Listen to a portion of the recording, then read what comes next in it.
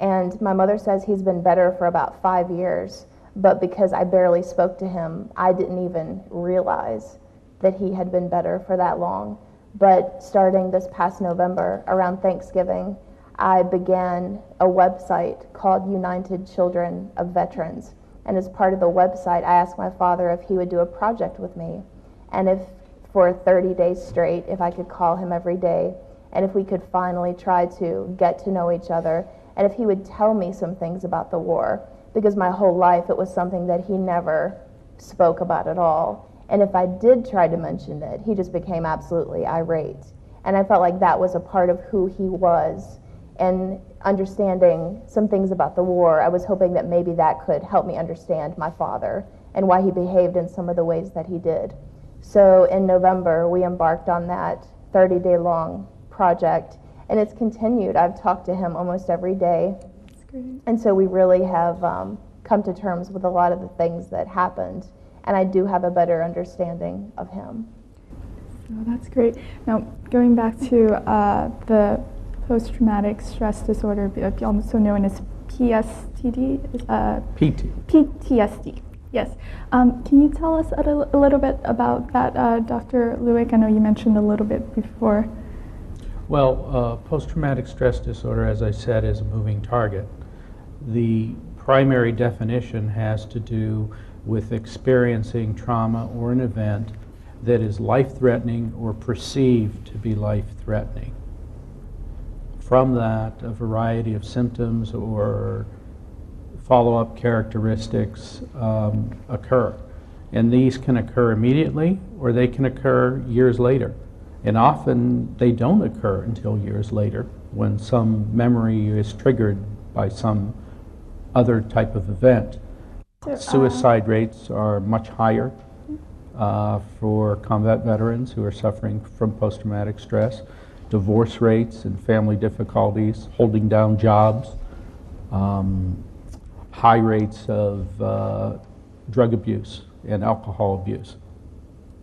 Do you have any numbers or statistic figures about how common PTSD is among Vietnam War veterans? Yes. There were some initial major studies that were done, and we were looking at figures at about 35% who suffer from severe enough symptoms to be diagnosed with PTSD. However, among that 35%, there are approximately 15 to 20% with severe symptoms so that it really affects their daily life. And those figures are starting to hold up and be consistent with Iraq and Afghanistan veterans. So it's fairly consistent across wars. There is some controversy depending on how one studies the statistic, but basically we're looking at 15 to 35%. The percentage rate is really high in terms of Vietnam War veterans getting this disorder. How do you think they're dealing with the syndrome right now? Well, Dr. Lewick gives the statistics as they've been studied, but it's very hard to talk to any Vietnam veteran who doesn't have some sort of situation going on a psychological basis about serving in the war, whether he was on the front lines or back in the base camp. And so the studies don't show all of that. And we travel around the country.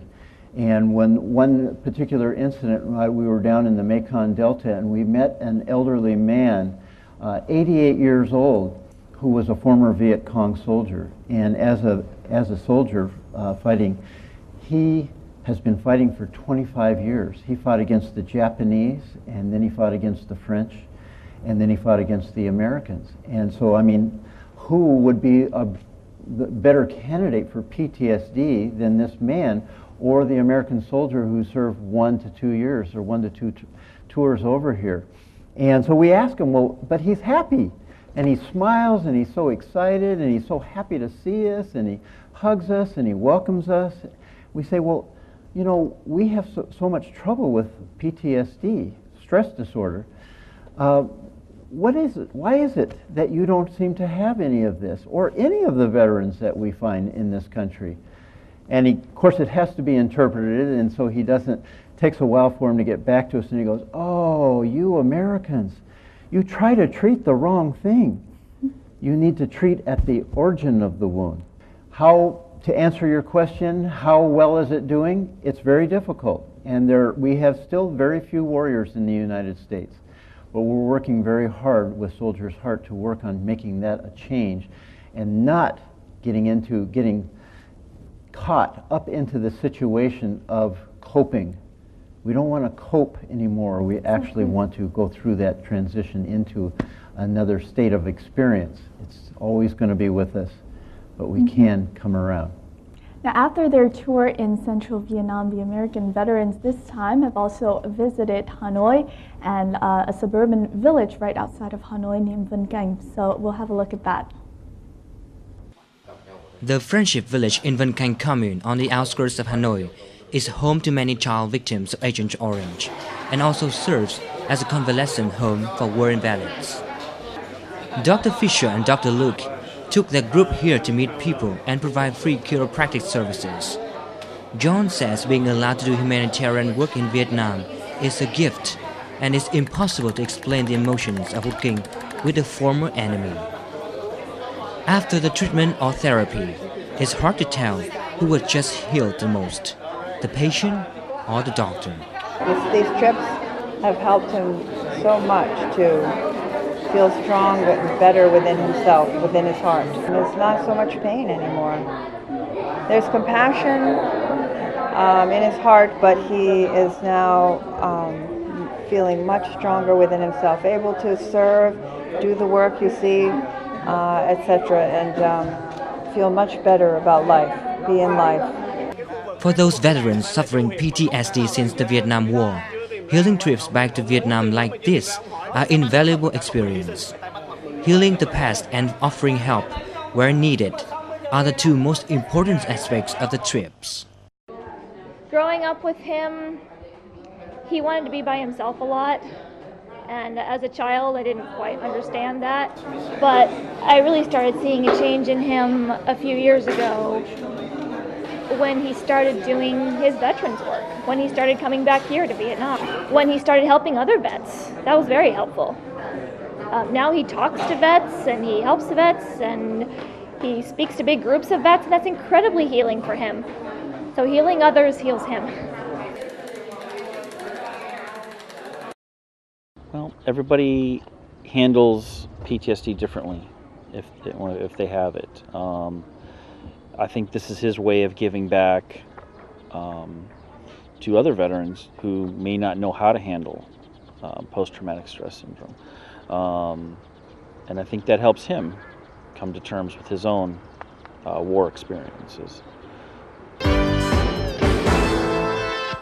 So talking about family and helping to heal the American veterans with the help of their family, can you talk more, Dr. Luik, about PTSD in relations with the children of the American veterans? Yes. It's very important to have the children involved because they grew up experiencing the personality reactions. And we talked about the wounding of the soul that happens, the inner person. PTSD is really an anxiety disorder, and symptomatically is looked at by the American Medical Association. And I have seen more healing with sons and daughters by taking them back to Vietnam and showing them the country where their father experienced what they experienced in their life, and it gives them a whole new perspective. And as Crystal talked about, there's this new connection. She was able to look at the tarmac of the helicopter landing pad at the landing zone that we were at just a week ago, and there were footprints in the tarmac that had been embedded in there, along with the tracks of a motorized vehicle. And she went up and she put her foot in that footprint.